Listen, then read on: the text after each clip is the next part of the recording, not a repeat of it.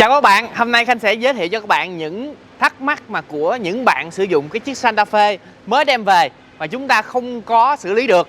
Thì chúng ta hơi ngỡ ngàng tại vì không phải ai cũng biết hết các bạn.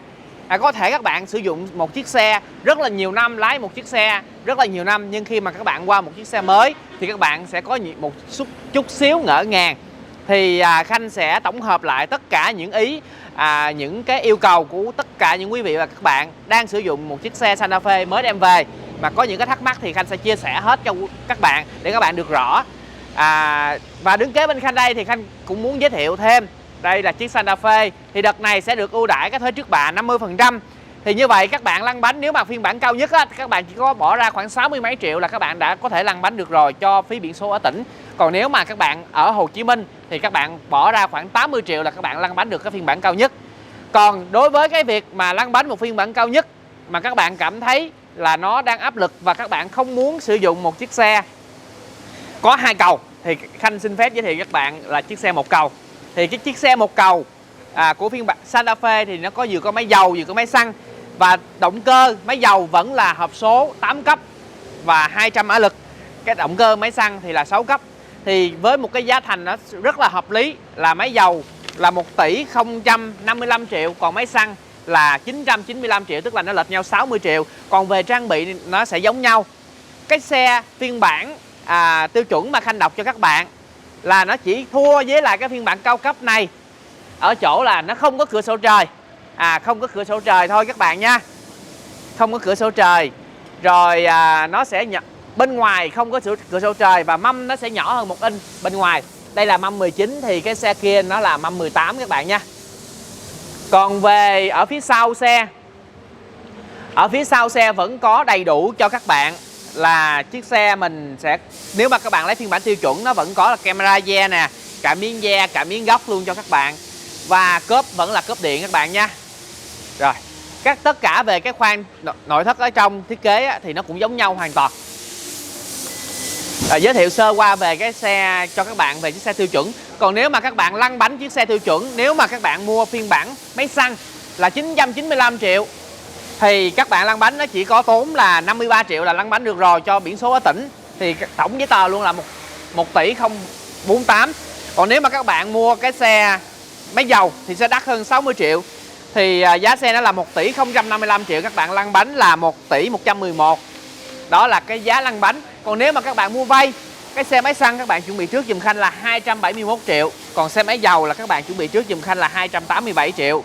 Phần còn lại thì các bạn sẽ được vay và được hỗ trợ qua ngân hàng mỗi tháng trả theo dư nợ giảm dần là khoảng 15 triệu, giảm dần theo dư nợ. Còn hai cái này nó lệch nhau khoảng mấy trăm ngàn thôi các bạn. Phiên bản tiêu chuẩn và phiên bản tiêu chuẩn so với các phiên bản khác thì hồi nãy Khanh đã chia sẻ những điểm khác. Ngoại hình nha, chạy giống nhau, chỉ khác nhau bộ mâm là nó nhỏ hơn 1 inch, không có cửa sổ trời cho bên ngoài. Còn bên trong thì Khanh chia sẻ với các bạn luôn là nội thất của nó sẽ giống như là cái phiên bản cao cấp này luôn. Vẫn là ghế điện, vẫn ghế chỉnh điện nha, vẫn màn hình như trong chiếc xe này. Vẫn là đèn tự động nè, vẫn cảm biến gạt mưa, hộp số tự động 8 cấp, ghế da, rồi cửa gió hàng ghế sau, vân vân, đầy đủ hết.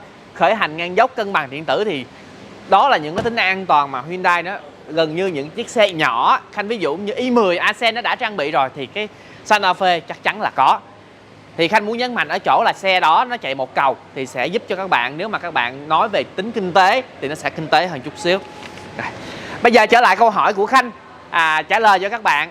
Câu hỏi của các bạn là thắc mắc chiếc xe này đem về thì chúng ta sẽ có một số vấn đề nhỏ mà chúng ta cần phải tìm hiểu. Thì hôm nay Khanh sẽ giải đáp hết. Và việc đầu tiên là xe này nó vừa có máy dầu vừa có máy xăng. Thì ở đây các bạn lưu ý giúp dùm Khanh, đây là cái nắp.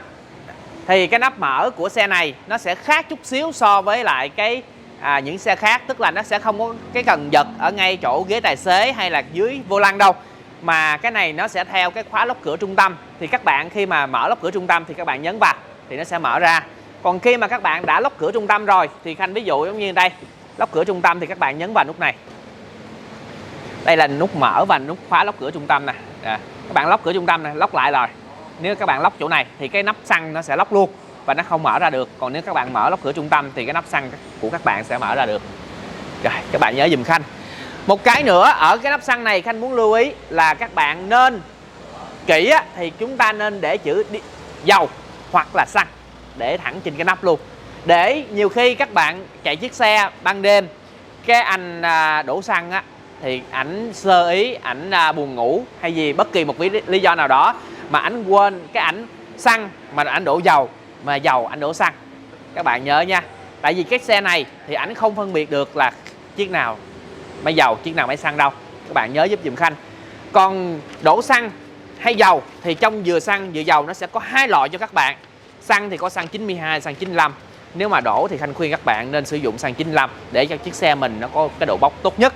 Còn nếu mà không có xăng 95, các bạn vẫn đổ xăng 92 bình thường. Và đổ giúp dùm Khanh toàn hệ thống Petrolimex, Comeco, PVO, những hệ thống lớn thì nó có cái chỉ số chất lượng nó cao nhất. Các bạn nhớ dùm Khanh. Còn những xe máy dầu thì các bạn lưu ý, hình như cái vấn đề này thì các bạn không có để ý như cái xăng. Dầu cũng có hai loại. Dầu diesel tiêu chuẩn Euro 5. Các bạn nhớ nhé, tiêu chuẩn Euro 5 thì cái loại dầu đó là nó là 0.05S 0.05S và giá hôm nay của dầu diesel thời điểm Khanh đang đọc cho các bạn là cuối tháng 7 là 12.350 đồng, và tiêu chuẩn Euro 5 là 0.01S thì nó là 12.550 đồng. Tức là lệch nhau khoảng 200 đồng thôi các bạn. Thì nếu mà các bạn đổ dầu á, các bạn lưu ý với dùm Khanh những cây xăng mà có dầu diesel, tức là dầu DO là 0.001S thì các bạn nên đổ loại đó. Cái xe của các bạn sẽ bốc hơn rất là nhiều. Đây là cái dầu tiêu chuẩn Euro 5. Khanh muốn chia sẻ vấn đề này để các bạn hình dung. Tại vì xăng thì các bạn đổ từ xe máy lên ô tô thì các bạn quá quen rồi. Nhưng mà dầu thì nó cũng có hai loại các bạn. Các bạn nhớ giúp dùm Khanh vấn đề này. Rồi, một chiếc xe khi các bạn đem về thì đối với Santa Fe đợt này các bạn mua sẽ được bảo hành là lên đến 5 năm. Các bạn bảo hành 5 năm và bảo hành thì là toàn quốc. Có nghĩa là các bạn mua xe tại chỗ Khanh, các bạn có thể đi tất cả đại lý trên toàn quốc, các bạn đều bảo hành được. Còn việc bảo dưỡng thì các bạn lưu ý dùm Khanh, một chiếc xe đem về thì lần đầu tiên các bạn chạy thì không phải rô đai đậu máy tại chỗ đâu. Các bạn đừng nên làm như vậy, cái đó nó rất là nguy hại. Đường Việt Nam mình cho đường trong đô thị 80-90 các bạn cứ chạy bình thường, 80-90. Đường cao tốc 100-120 km các bạn cứ chạy bình thường. Khanh có muốn lưu ý cho các bạn một vấn đề, đó là các bạn không được tăng tốc đột ngột khi trong 1.000 cây số đầu tiên. Có nghĩa là các bạn nhồi ga đó, thì cái việc nhồi ga thì không có ai phá xe đến mức độ đó đâu. Thì gần như là các bạn cứ chạy theo bình thường, đường Việt Nam cho bao nhiêu các bạn chạy bấy nhiêu. Và giúp dùm Khanh 1.000 cây đầu tiên các bạn sẽ ghé đại lý cân chỉnh bảo dưỡng lại, có thể ghé toàn quốc cũng được. Còn nếu mà các bạn không tiện 1.000 cây, có thể là leo lên 1.000, 1.200 không sao hết, cái đó thoải mái. Còn chu kỳ kế tiếp các bạn cứ nhìn đồng hồ, số km 5.000, 10.000, 15.000, 20.000, tức là mỗi 5.000 cây thì các bạn sẽ đi bảo dưỡng một lần. Còn nếu cái xe của các bạn đậu quá lâu mà các bạn không đi thì 6 tháng chúng ta đi một lần. Tức là một năm các bạn, nếu mà các bạn đi ít thì 6 tháng đi một lần. Còn nếu các bạn đi nhiều thì 5.000 cây sẽ tới trước, thì các bạn sẽ đi 5.000 cây bảo dưỡng các bạn nha. Thì tối thiểu là một năm các bạn sẽ 2 lần đi bảo dưỡng. Thì bảo dưỡng như vậy là để cho người kỹ thuật kiểm tra chiếc xe của các bạn đậu lâu quá, dầu mỡ nó có bị mất chất hay không, có bị chuột bọ cắn vào những cái dây nhợ hay không, có bị rò rỉ những cái dầu nè, những cái nước làm mát hay không, giúp cho các bạn luôn trong tình trạng sẵn sàng. Rồi. Một ý kế tiếp, các bạn có thể tự bảo dưỡng ở nhà bằng cách nào ạ? Xin mời các bạn. Rồi, khi mà các bạn mở nắp capo, đây là nắp capo, nó có cái logo Hyundai, đây là cái logo Hyundai, thì các bạn đưa tay vào thì ngay bên phải của cái logo các bạn, nó sẽ có ngay bên phải của cái logo nè, nó sẽ có một cái cần lẫy. Thì khi mà các bạn buông ra, tất cả các phiên bản Santa Fe đều là nắp đẩy thủy lực hết, thành ra các bạn chỉ cần đẩy lên cái là nó tự đội lên cho các bạn thôi. Thì ở nhà các bạn lưu ý dùm Khanh là mình chỉ đổ nước rửa kiến này thôi. Đây là nước rửa kiến có cái nắp màu xanh nè, các bạn đổ nước rửa kiến, đổ tràn luôn cũng được. Cái này thì khi mà hết nước rửa kiến thì các bạn bấm xịt rửa trên cái kiến nó sẽ không ra thôi, chứ này nó không có cái đồ đo đâu các bạn. Còn khi mà các bạn đổ thì nó cứ tràn, đổ đầy. Còn nếu trong trường hợp các bạn không có điều kiện đổ nước rửa kiến không có điều kiện sử dụng nước rửa kiến thì các bạn có thể đổ nước lọc nha, đừng đổ nước mưa, tại vì nước mưa nó có axit, nó sẽ gây chai cái gon. Còn ở nhà thì những cái dung dịch đó là các bạn không cần phải theo dõi nó, tại vì dung dịch sẽ thay theo chu kỳ 40.000 cây các bạn thay một lần, rất là lâu. 40.000 cây nếu mà các bạn đi gia đình nó rất là lâu, tầm khoảng 2 năm nó mới hết. Thì các bạn sẽ kiểm tra thấy nó là được rồi, tại vì dung dịch đó thì nó sẽ có dầu thắng nè, nó có nước làm mát nè, thì nó sẽ làm một cái màu để cho các bạn nằm trong mức min mắc là được. Rồi một câu hỏi kế tiếp là của cái việc mà sử dụng chiếc xe này, cái khóa an toàn trẻ em lâu lâu các bạn bị. Rồi Khanh muốn chia sẻ đây. Các bạn lưu ý giúp dùm Khanh. Đối với Santa Fe thì cái khóa an toàn trẻ em thì nó nằm ngay cái nút tài xế. Đây, ngay nút tay của Khanh đây. Khi mà các bạn bấm đây thì cái khóa an toàn trẻ em, cái cửa sau á, cái cửa sau của các bạn sẽ không. Đây là Khanh hạ kính nha. Đây, cái khóa an toàn trẻ em là nút này nè. Thì các bạn bấm vào nó sẽ hiện ra cái đèn màu cam đây. Thì khi mà các bạn mở từ bên trong, đây Khanh mở từ bên trong, mở ra không được, chỉ có mở từ bên ngoài thôi, nó gọi là khóa an toàn trẻ em. Đối với những cái xe khác thì cái khóa an toàn trẻ em này nó sẽ bố trí ở ngay phần này, thường ngay tay Khanh đây. Nhưng mà riêng đối với Santa Fe thì nó sẽ bố trí ngay cái tay nắm tài xế. Thành ra nó sẽ có một số trường hợp cái tay của các bạn á, dịnh vào đây, cái tay của các bạn cầm vào đây nè, nó vô tình dịnh vào thì nó sẽ ăn luôn cái nút này, thì cái người ngồi sau mở cửa ở trong ra không được. Thì các bạn lưu ý với dùm Khanh, đây là cái nút khóa an toàn trẻ em. Rồi một cái nữa là Khanh muốn chia sẻ với các bạn là cái xếp ghế. Thì đối với cái xe của mình,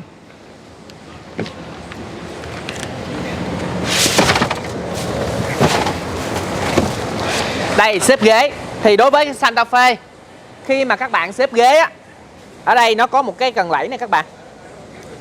Đây nó có cần lẫy. Thì các bạn muốn xếp cái ghế này thì các bạn lẫy. Đây nó có cái cần lẫy nha. Các bạn thấy không ạ? Rồi các bạn muốn xếp cái ghế trước á, ngã cái lưng xuống thì các bạn lẫy cái cần này thì các bạn xếp. Tại vì á, nếu mà các bạn không lẫy mà các bạn cứ mò hoài thì chúng ta đẩy tới đẩy lui, nó sẽ mất thời gian của các bạn rất là nhiều. Và bên phải kia thì nó sẽ có một cái nút ngay vai.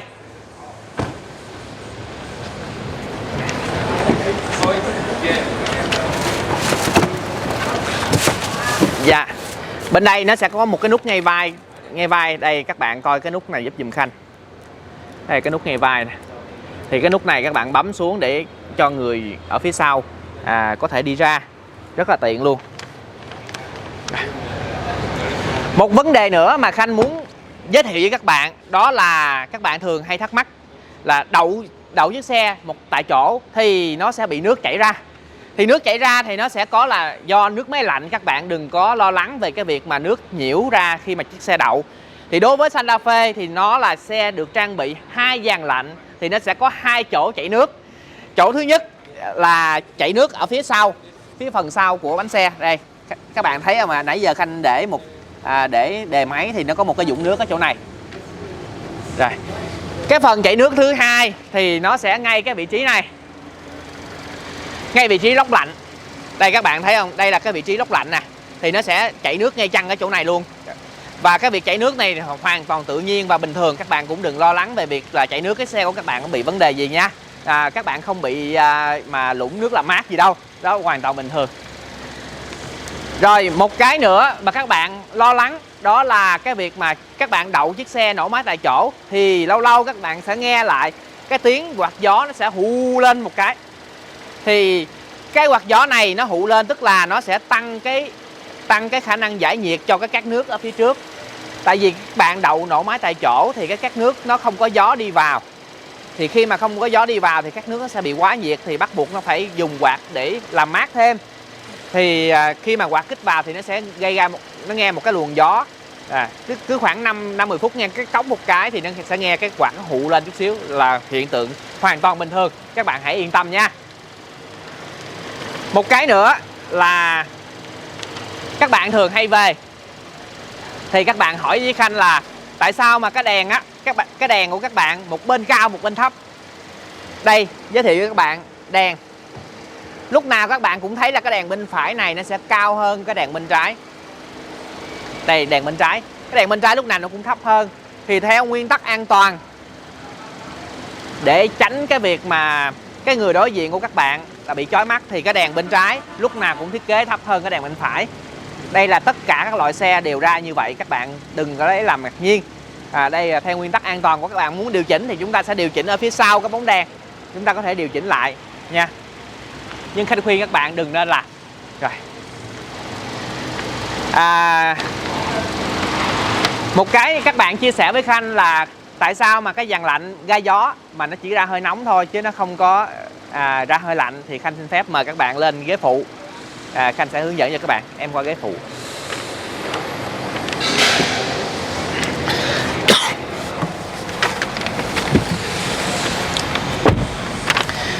Rồi, giới thiệu với các bạn, đây là cái hơi lạnh của cái dàn lạnh nó ra nè, các bạn thấy lạnh không ạ? Thì nếu mà các bạn để gió mà cái chữ AC, đây là cái chữ AC nè, các bạn không bật chữ AC lên, tức là AC off nè, thì cái máy lạnh của các bạn sẽ thổi ban đầu ra nên nó cũng ra hơi lạnh, và sau đó nó sẽ ra hơi nóng thôi. Bởi vì cái hơi lạnh nó còn trong cái đường ống á. Nếu mà các bạn không bật AC tiếp thì cái lốc lạnh nó sẽ không có quay tiếp. Thì khi mà không quay tiếp thì nó sẽ không ra hơi lạnh các bạn nha. Thì để một hồi thì nó sẽ hút hơi nóng từ trong máy hút ra. Đây là một cái điều hoàn toàn bình thường. Một cái nữa thì các bạn hỏi với Khanh là tại sao mà khi mà cái đèn chúng ta đi ra ngoài tắt máy rồi mà lóc cửa lại, cái đèn pha phía trước nó vẫn còn sáng. Thì Khanh xin phép giới thiệu, cái đèn pha phía trước còn sáng khi các bạn lóc cửa lại thì nó chỉ nằm một trường hợp duy nhất là các bạn để ngay đèn auto. Đây, để ngay đèn auto. Tại vì nó sẽ đo theo cái cảm biến ánh sáng. Đây là cảm biến ánh sáng phía trên. Cảm biến ánh sáng. Lúc mà các bạn đi ra tắt máy rồi mà các bạn đậu trong hầm thì cảm biến ánh sáng này nó sẽ nhận biết được là cái xe của các bạn á, là đang cần ánh sáng. Thì để giúp cho các bạn đi từ hầm xe đi lên phía trên thì nó sẽ sáng thêm 15 giây. 15 giây nữa. Các bạn có thể điều chỉnh là 30 giây hoặc là 10 giây hoặc 20 giây trong cái phần setting trên cái đồng hồ chỗ này. Thì tiêu chuẩn của nhà sản xuất là 15 giây, đủ để thời gian các bạn di chuyển từ dưới hầm xe lên phía trên. Thì sau 15 giây tự động nó sẽ tắt, các bạn yên tâm, chiếc xe của các bạn sẽ không bị là quên đèn đâu. Cứ để auto nha. Thì khi tắt máy rồi thì cái đèn nó vẫn sáng bình thường. Đây là một hiện tượng rất là bình thường. Một cái nữa, khi mà các bạn sử dụng xe này nó có chức năng là gạt mưa tự động. Đây là cái chức năng gạt mưa tự động. Thì các bạn nhìn thấy đầu tiên là nó chế độ off, kế đến là nó mới auto. Thì khi mà các bạn do quá trình trong quá trình các bạn đánh lái thì các bạn vô tình đẩy cái vô lăng, chúng ta xoay đẩy cái tay này lên vị trí off, thì các bạn cứ đẩy lên hết hẳn ra vị trí off và các bạn gạt xuống một nấc thì nó sẽ ra lại cái vị trí auto cho các bạn nha. Các bạn nhớ giúp dùm Khanh. Một vấn đề nữa là chiếc xe mới thường khi mà đem về thì các bạn sẽ bị mùi. Thì các bạn thường hay khử mùi bằng những cái chai dầu thơm. Thì Khanh khuyên các bạn là nên sử dụng những cái mùi tự nhiên thì nó sẽ không gây ra dị ứng cho những cái người xung quanh mà nhạy cảm. Thì những mùi tự nhiên các bạn có thể dùng cà phê, các bạn có thể dùng trà, các bạn có thể dùng lá dứa. Đây là những cái mùi rất là tự nhiên và rất là nhẹ nhàng thì nó sẽ khử mùi trong xe của các bạn.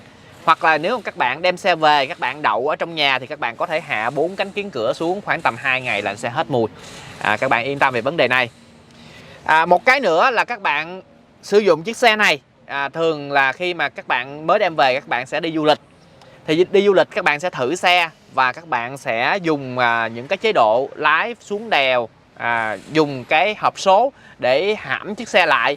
Nhưng mà các bạn sẽ bị một cái thắc mắc, đó là khi mà dùng cái hộp số đi đèo á, các bạn dùng hộp số theo cái hướng dẫn, các bạn sẽ thấy cái dòng tua của máy nó lên cao lên và chiếc xe của các bạn hú lên. Thì đây là một cái hiện tượng hoàn toàn bình thường khi mà các bạn đi xuống dốc bằng số thấp và dòng tua lớn.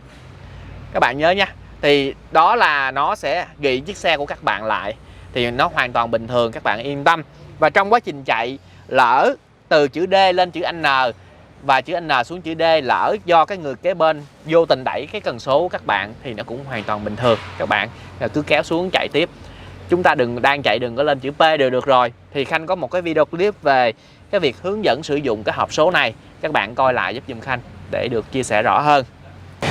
Một vấn đề nữa Khanh muốn chia sẻ với các bạn đó là khi mà chiếc xe của chúng ta là xe gầm cao rồi, nhưng mà các bạn cũng đừng có ỷ y khi mà chạy vào chỗ ngập nước mà chúng ta chạy tốc độ nhanh. Đầu tiên là chạy tốc độ nhanh thì các bạn sẽ bị gọi là vướng vào cái văn hóa giao thông, nước sẽ văng hai bên, gây ra sự khó chịu cho những người đi xung quanh, nhất là những người đi xe máy. Thì các bạn lưu ý với dùm Khanh là chạy xe trong chỗ ngập nước thì chúng ta chạy chậm khoảng 20 đến 30 cây số trên giờ thôi.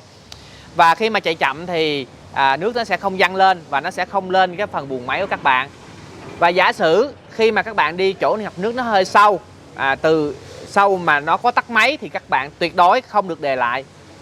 Và sâu tắt máy thì các bạn lưu ý giúp dùm Khanh là đây là cái vị trí cổ E, tức là cổ gió. Đây, gió nó sẽ vào trong đây và nó đi vào buồng đốt ở phía trong.